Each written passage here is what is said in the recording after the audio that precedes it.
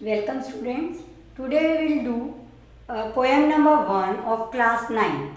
This is from your book Beehive and the title is Road Not Taken. It is written by famous American poet Robert Frost. Robert Frost जो हैं बहुत ही simple language में अपनी poems लिखते हैं जिससे कि हर कोई उनकी पोएम्स को समझ पाता है और वो डेली लाइफ के एक्सपीरियंसेस के बारे में लिखते हैं। वो वर्ड्सवर्थ से इंस्पायर्ड हैं, इसीलिए उनको नेचर पोएट भी कहा जाता है। Let us see, this poem is metaphorical as well as autobiographical. Why it is metaphorical? From very title you can see the road not taken. वो रोड जो नहीं लिया गया, road here used as metaphor of choices. And why it is autobiographical? Let us see. Stanza 1 में आई, here also I. तो ये जो आई है it stands for poet himself. अगर कोई अपने खुद की लाइफ के एक्सपीरियंसेस के बारे में लिखता है तो उसे हम कहते हैं autobiographical. Let us start our poem now. Two roads diverged in a yellow wood and sorry I could not travel both and be one traveller long I stood and looked down one as far as I could to where it bent in the undergrowth. Poet कहते हैं कि once he was going through a forest, yellow wood. Wood here stand for forest. Yellow means leaves are turning yellow.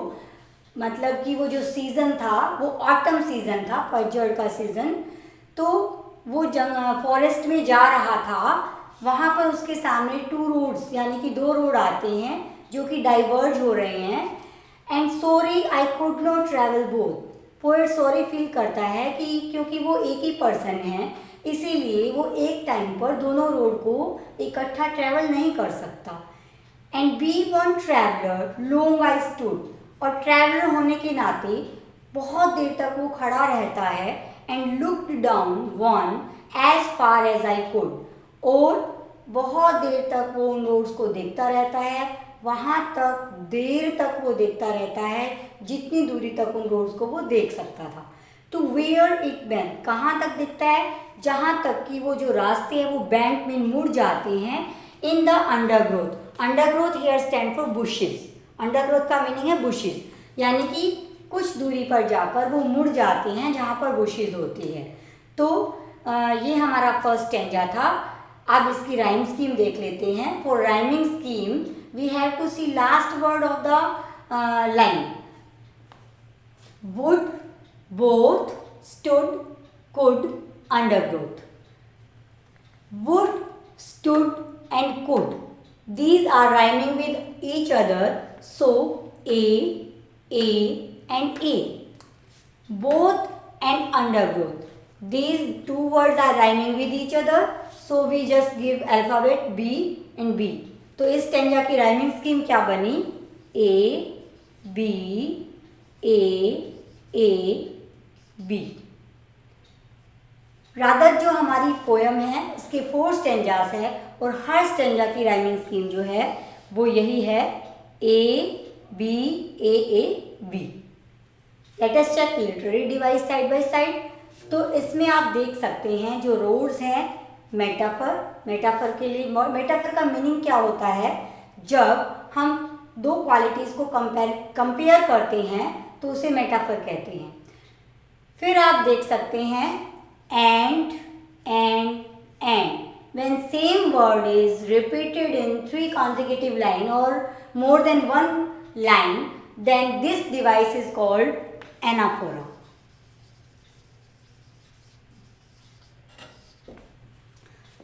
उसके बाद जो literary device है हम देख सकते हैं कि ये जो लाइन है and look down one as far as I could to where it bent in the undergrowth. इस लाइन में ये same sentence is running in both this 2 lines.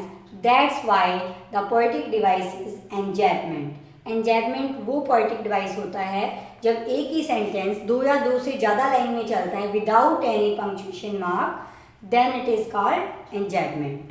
Stanza number 2. then took the other as just as fair, and having perhaps the better claim, because it was grassy and wanted wear. Though as for that the passing there had gone them really about the same.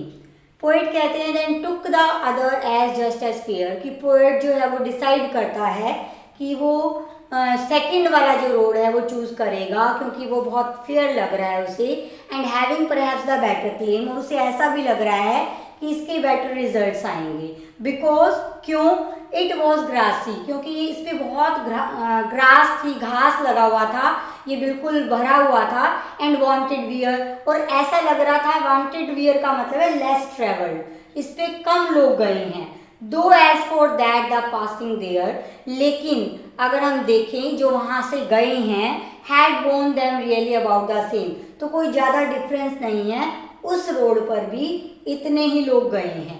अगर हम इसका poetic devices के देखें, सबसे पहले rhyming scheme, जैसे कि first stanza की थी, यहाँ भी फेयर, वेयर, देयर, इन तीनों वर्ड्स की सेम जो हमारा अल्फाबेट आएगा, claim and same, these two are rhyming with each other, so rhyming scheme will be the same as stanza 1.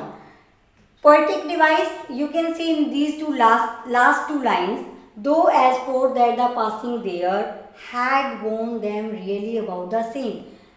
Single sentence is running in both these lines, there is no punctuation mark in between, और इस तरह के जो device होता है उसे हम कहते हैं एंजॉयमेंट. फिर आप देख सकते हैं wanted wear, repetition of WW यानी कि कॉन्सोनेंट साउंड, जिसे कि हम एलिट्रेशन कहते हैं. Now we will look at stanza 3. And both that morning equally lay in leaves no step had trodden black, oh I kept the first for another day, yet knowing how we leads on to the way, I doubted if I should ever come back. Stanza 3 में poet बता रहे हैं and both that morning equally, दोनों रास्ते उस morning को उसके सामने इक्वली दिखाई दे रहे थे. इन लीव्स नो स्टेप्स, और दोनों ही के रोड्स के ऊपर लीव्स थे, नो स्टेप्स, जिनके ऊपर की कोई भी कदम, है ट्रोडन, ट्रोडन का मतलब होता है crushed. In leaves no steps at trodden black, यानी कि जो लीव्स थे उन दोनों ही रोड्स पे, उनके ऊपर कोई गया नहीं था रोड्स पे, इसीलिए वो कदमों के नीचे आकर क्रश नहीं हुए थे. Oh I kept the first for another day. अब पोएट कह रहा है कि मैंने जो फर्स्ट रोड था वो किसी और दिन के लिए रख लिया, yet knowing how way Leeds on two way, हालांकि वो जानते थे कि रोड किस तरह से, एक रोड ख़त्म होता है वो आगे कहीं और निकल जाता है, इसीलिए उसे डाउट था. आई doubted if I should ever come back, कि मैं कभी उस रास्ते से वापस आ पाऊँगा भी या नहीं आ पाऊँगा. फिर भी उसने डिसाइड किया कि जो फर्स्ट रोड है वो बाद में उस पर भी जाकर देखेगा. तो ये हमारा जो स्टेंजा 3 है उसकी भी राइम स्कीम ले, डे, वे, ए, ब्लैक, बैक, बी. तो फर्स्ट और सेकंड स्टेंजा की तरह इस स्टेंजा की भी rhyme scheme A, B same है. और इसके अंदर अगर हम पोएटिक डिवाइस देखें तो यहाँ बिगिनिंग की 2 लाइन में ही एंजॉयमेंट है, and both that morning equally lay in leaves no step had trodden black. यहाँ तक इन दोनों लाइन्स में single sentence is continuing without any punctuation mark, that's why it is enjambment. उसके बाद हमारा जो नेक्स्ट स्टेंजा है, stanza number 4, we will look to that. Stanza 4, last stanza. I shall be telling this with a sigh, somewhere ages and ages hence, 2 roads diverge in a wood, and I took the one less travelled by, and that has made all the difference. In this stanza, poet wants to tell, I shall be telling with this with a sigh. वो कह रहे हैं कि ages and edges hence, कि आने वाले time में ages and edges जब कहीं मैं पहुंच जाऊंगा डेस्टिनेशन पे, तो I would be telling with a Sai, तो साई ऑफ रिग्रेट है यहाँ पर, टू रोड डाइवर्स, कि दो रोड थे मेरे सामने जिसमें से मुझे एक चूज़ करना था इन अ बोर्ड जब मैं ट्रैवल कर रहा था, and I took the one less travelled by, और मैंने वो रोड चूज़ किया जो लेस ट्रेवल्ड बाय था, जिस पे लोग कम जा गए थे, and that has made all the difference, और इसी से सारा डिफरेंस आया। But what today I am because of that decision, that road which I have chosen that time. So this was your simple poem, but it has a very big meaning. This poem poses that every person, he or she, always, every person in his life, this or that time, they have to make some choices. हर किसी को choose करना पड़ता है, और जब हम choice कर रहे होते हैं, जब हमें डिसीज़न लेना होता है, तो we should be very careful, क्योंकि जो डिसीज़न हम लेते हैं वही हमारी लाइफ में डिफरेंस क्रिएट करता है। जो हम डिसाइड करते हैं उसी का result, choices always made by us, they always show results. तो इसमें क्या होता है कि जैसे आपके सामने, अभी आप 9th में हो, जल्दी ही जब आप 12th क्लास में आ जाएंगे या 10th क्लास में आ जाएंगी, तो आपके सामने करियर को चूज़ करने के लिए आपके पास स्ट्रीम्स आएगी कि आपको आर्ट्स लेनी है, साइंस लेनी है, कॉमर्स लेनी है। तब हम डिलेमा में होते हैं, बिल्कुल हम चूज़ ही नहीं कर पाते हैं।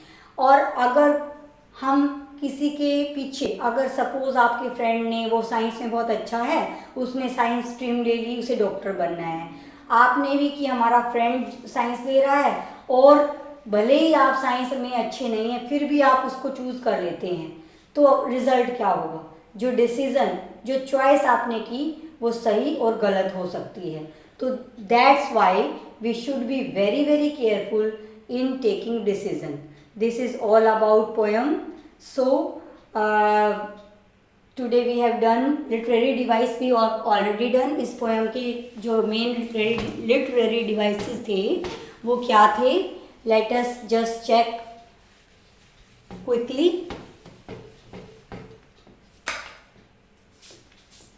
First, metaphor. Road itself is metaphor of choices. Then anaphora. Third, alliteration.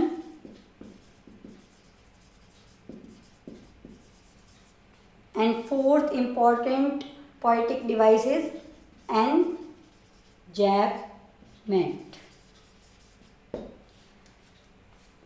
अगर फिर भी आपको इसमें से कुछ क्लियर नहीं हुआ है तो पोएटिक डिवाइसेस के बारे में मैं डिस्क्रिप्शन बॉक्स में आपको डिटेल में बता दूंगी। I hope you have understood the poem and like the video also. See you in next video. Thank you for watching.